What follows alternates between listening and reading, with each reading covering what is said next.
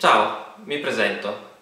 Sono Marco Zullo, candidato a Pordenone per il Movimento 5 Stelle alle prossime elezioni regionali del 21 e 22 aprile.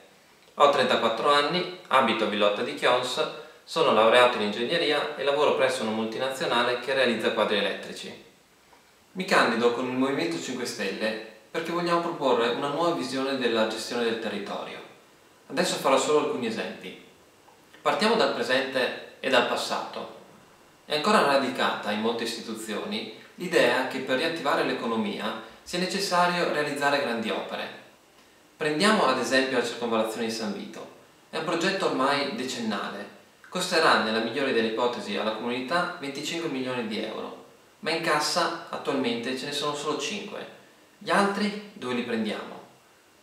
Chiediamoci il perché. Perché dobbiamo devastare l'ambiente? Per far muovere dei mezzi pesanti ad una media di 35 km/h?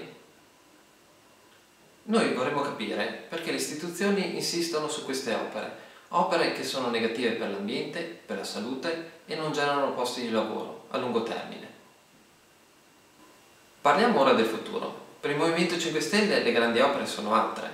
Abbiamo avuto il piacere di vederci presentato un progetto, il progetto Vento, che prevede un insieme di piste ciclabili lungo il Po, il cui costo stimato è di 80 milioni di euro.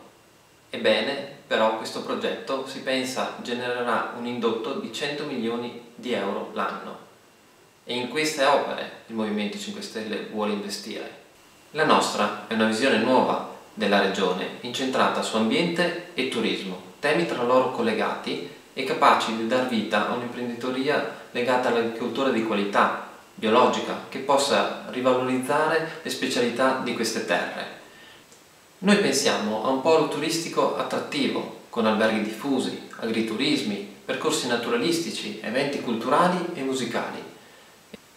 Queste sono solo alcune delle proposte del Movimento 5 Stelle.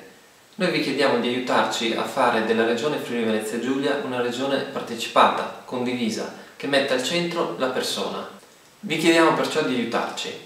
Il 21 e il 22 aprile mettete una croce sul nome del candidato governatore Saverio Galluccio e una seconda croce sulla lista dei candidati del Movimento 5 Stelle. Grazie.